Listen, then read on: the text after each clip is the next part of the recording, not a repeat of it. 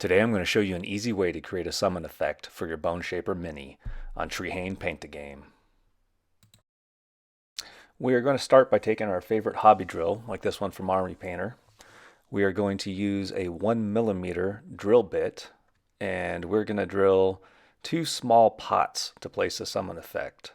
We will drill one partially through the palm of the hand, and then we will drill, son of a bit.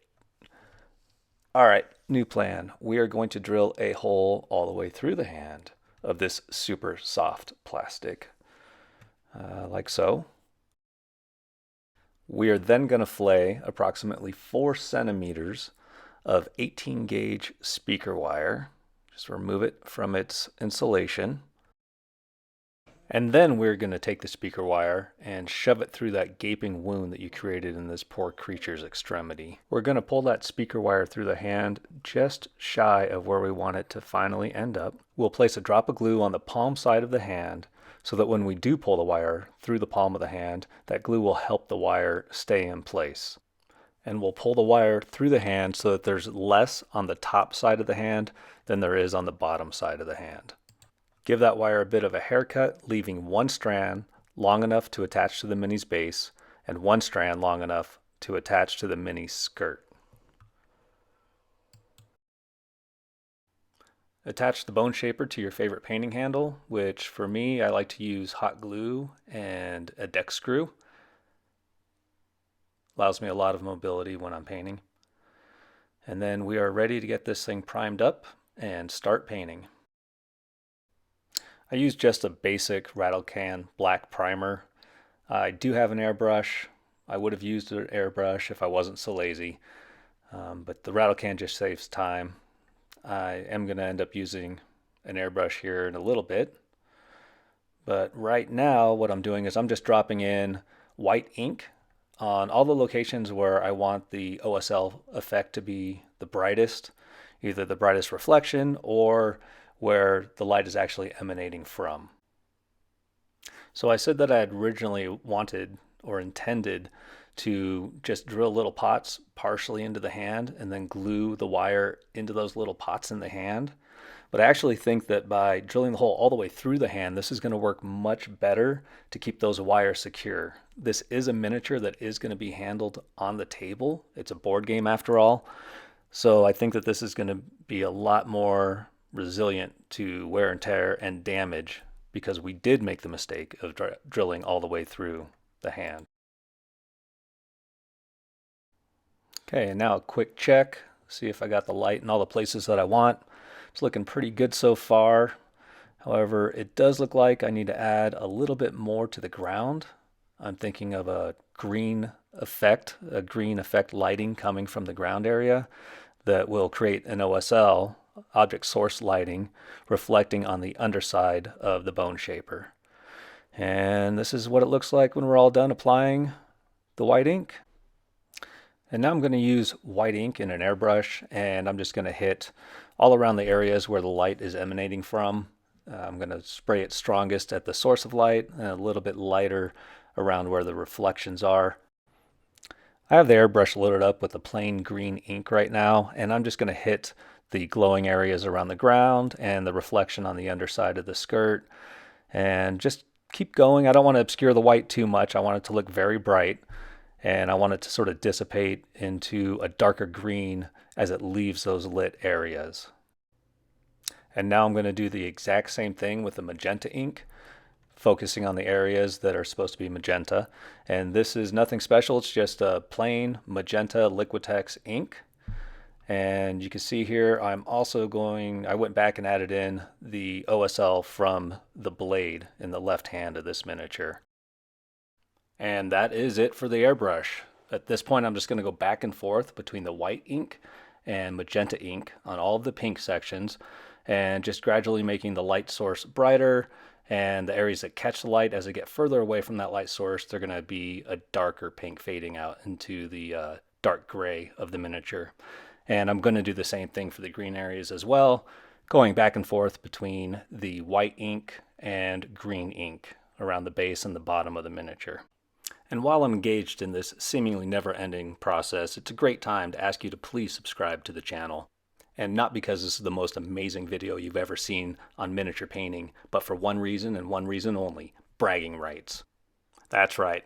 15 years from now, when I'm a famous YouTuber with hundreds of millions of subscribers, you can say that you were here from the very beginning. So basically, I'm just going back and forth between white and magenta here, and I'm just making the light parts lighter and the dark parts a little bit darker. I am focusing the lightest parts on the palm of the hand, the blade itself, the point on the ground where the summon effect contacts the ground, and the tips of the summon effect. Now I'm going to do the same thing for the green areas. I'm going to draw horizontal lines with white ink on the inside of both legs, and I'm also going to apply white ink in the crevices on the base where I want the green to be the brightest. Following that, I'm going to go back with a thin green ink and place that over the bright areas, and I'm going to continue to go back and forth between the white ink and the green ink until I get the bright areas as bright as I want them, gradually getting darker as you move further away from the light source. And now my OCD kicks in as I go back to further adjusting the magenta areas. It's a non-stop process, it really is. And now we're going to get to painting the rest of the clothing, starting with some necromancer cloak by Army Painter. And we're basically going to cover all of the clothing that isn't pink or green at this point. The rest of the paint job gets pretty basic from this point forward. We're just going to use a layer up technique. We're going to start with a dark base coat, which in this case is the necromancer cloak, and then we're going to add a mid-tone, probably uniform gray, on maybe 60% of that necromancer cloak, and then on top of that we're going to throw a little highlight of probably an ash gray by Army Painter. But before I move on to the uniform gray by Army Painter, I'm going to take some muted violet by Liquitex. It's an ink, and I'm going to throw that into all the little cracks and crevices and areas that I want to be in shadow. Basically create more separation and detail in the miniature. I'm going to apply uniform gray to most of the upward facing areas of the clothing before moving on to ash gray, which is going to be focused mostly on the edges. I want the details to pop, and I'm going to use the ash gray to do that.